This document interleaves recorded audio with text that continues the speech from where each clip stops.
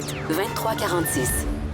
On a David Proulx avec nous à chaque matin, à peu près à cette heure-là, pour nous parler d'imbécilité naturelle et d'intelligence artificielle. David, bonjour.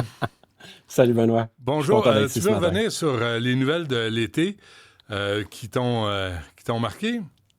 Ben oui, écoute, en intelligence artificielle, une semaine, c'est comme 1 an dans le domaine de l'automobile. Donc, j'ai comme 10 ans de nouvelles de l'automobile à te résumer. Puis, je vais faire ça en 2 segments. Puis, aujourd'hui, donc, dans le fond, j'ai choisi 4 nouvelles qui étaient vraiment importantes cet été, qu'il faut que nos auditeurs soient au courant. Donc, la première, c'est Donald Trump, le 23 juillet, la Maison-Blanche a déposé un document qui s'appelle Winning the AI Race. Donc, c'est le plan des États-Unis pour gagner la course à l'intelligence artificielle. Et ils ont pensé à tout. Ils voient ça comme une course, là. Là, c'est rendu une course. C'est une course à l'armement. On est carrément en guerre. Les gens s'en rendent juste pas compte. C'est une guerre froide, une guerre de GPU où on veut être les premiers à atteindre ce qui s'appelle l'AGI, donc l'Artificial General Intelligence. Donc, c'est une intelligence artificielle qui serait aussi intelligente que l'humain moyen, pour ensuite bâtir l'ASI, qui est le Artificial Super Intelligence, qui va être l'intelligence artificielle plus intelligente que l'humain, le plus intelligent. Donc, parce qu'une fois que tu as ça, ouais, tu es capable de dominer militairement tout. Parce que tu as un pouvoir cognitif, une force cognitive qui te permet de hacker tes ennemis, de mieux gérer les ressources, de faire tout, bref. Mais qu'est-ce qui est arrivé à la collaboration humaine des grandes nations pour développer l'intelligence artificielle de façon sécuritaire? On est plus il y a là, tous ceux qui sont... oui, on est là. Tous ceux qui sont inutiles dans la course sont très, très, très pour la collaboration. Ah ouais, OK. Donc, nous, le Canada, là, on est hot. On est vraiment hot dans la collaboration. L'Europe également.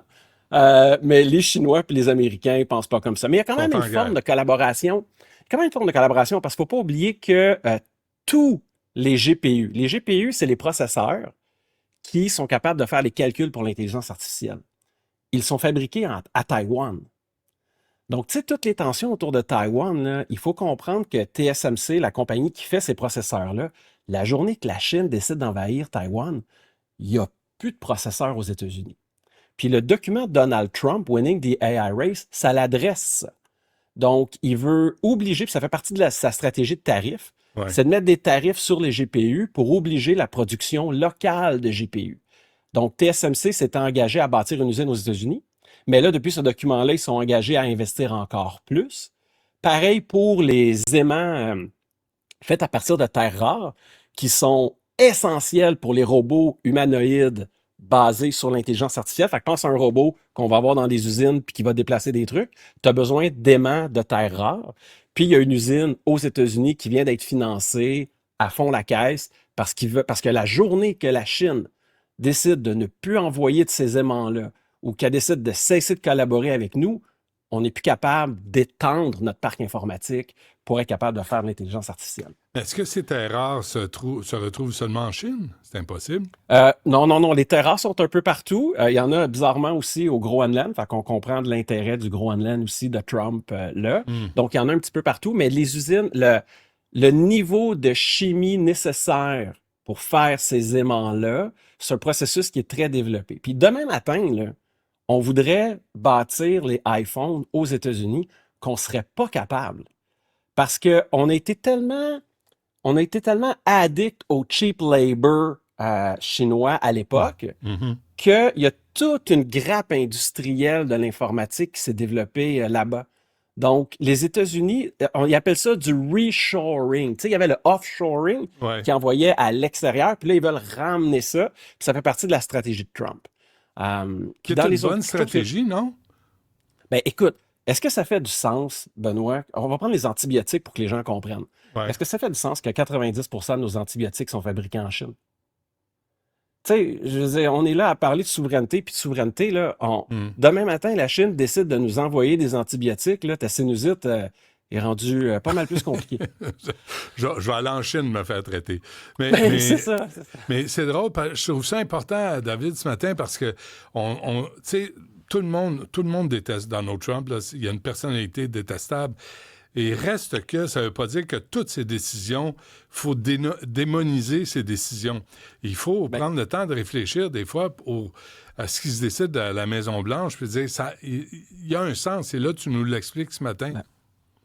On ne peut pas traiter quelqu'un de dogmatique si on n'est pas capable de reconnaître quoi que ce soit qu'il fait de bien.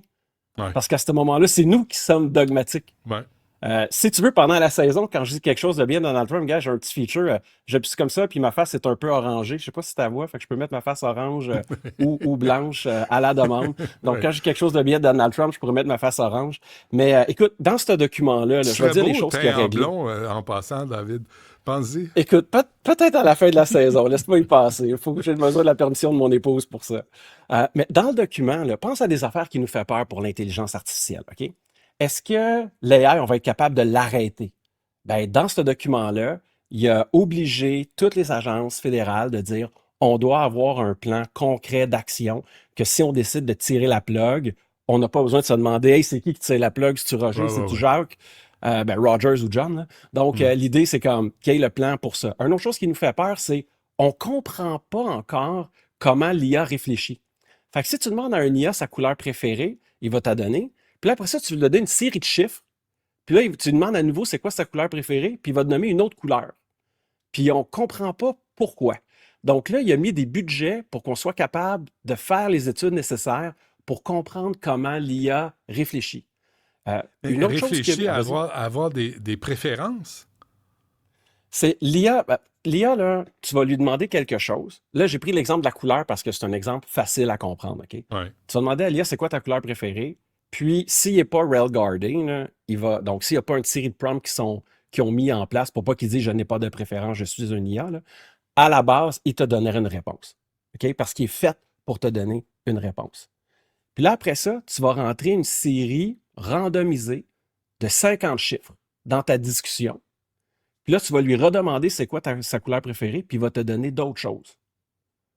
Puis ça, on ne le comprend pas. Mm-hmm. Il y a beaucoup... Ce qu'il faut comprendre de la façon qu'on a bâti l'AI, là, on a plugué des centaines de milliers de GPU ensemble, puis on les a connectés un peu comme notre cerveau est connecté, puis ça nous a donné des réponses. On est super contents, mais on est encore en train de comprendre comment que ça se fait. Puis écoute, faut qu'on se laisse, David. Ça va être ça toute la saison, là.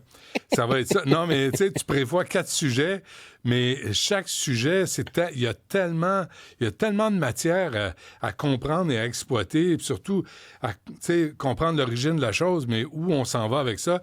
Ça va ressembler à ça toute la saison avec David Proulx. Écoute, on continue cette conversation-là demain à la même heure. Parfait. Parfait, merci. J'espère. À demain.